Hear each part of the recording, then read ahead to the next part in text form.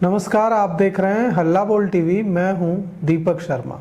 Deputy CM Vijendra Yadav ने जानबूझकर या अनजाने में या जनता दल यूनाइटेड नेतृत्व के इशारे पर भारतीय जनता पार्टी के घावों पर नमक रगड़ दिया है। मरहम लगाने की बात तो छोड़ दीजिए, जिस तरह से जदयू के वरिष्ठ नेता और डिप्टी सीएम विजेंद्र यादव ने नमक रगड़ा है भारतीय जनता पार्टी के घावों पर, उससे यह पता चलता है कि जदयू भी मौके के इंतजार में था। जनता दल यूनाइटेड को अब मौका मिल गया है। क्या कहा है विजेंद्र यादव ने?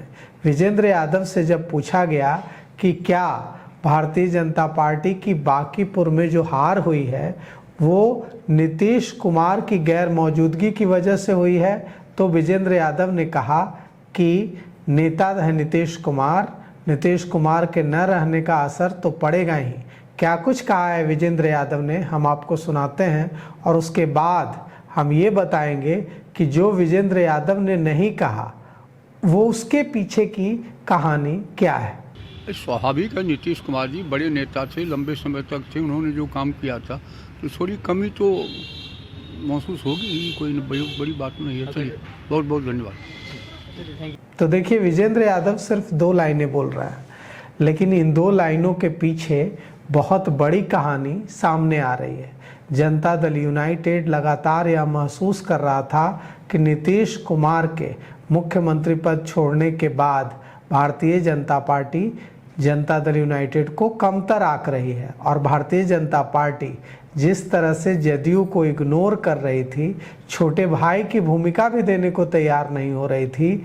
दोनों उप मुख्यमंत्री विजय चौधरी और विजेंद्र यादव दोनों का सम्मान न के बराबर उप मुख्यमंत्री के तौर पर हो रहा था, इससे नाराजगी थी। जदयू के कार्यकर्ताओं नेताओं की भी, जिनकी एक समय हनक होती थी, अब सत्ता में सरकार में अफसरों के बीच कोई खास पूछ नहीं रही है। इन सब से मर्माहत जनता दल यूनाइटेड सही मौके का इंतजार कर रहा था और अब जनता दल यूनाइटेड को सही मौका मिल गया है।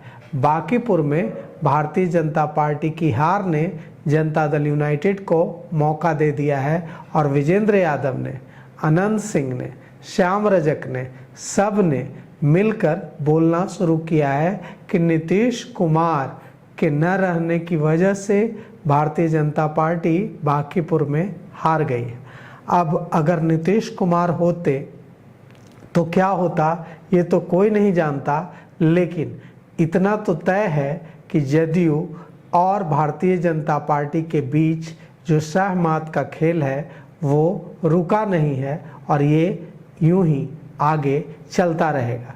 अब सबसे बड़ी बात यह है कि भारतीय जनता पार्टी क्या करने जा रही है।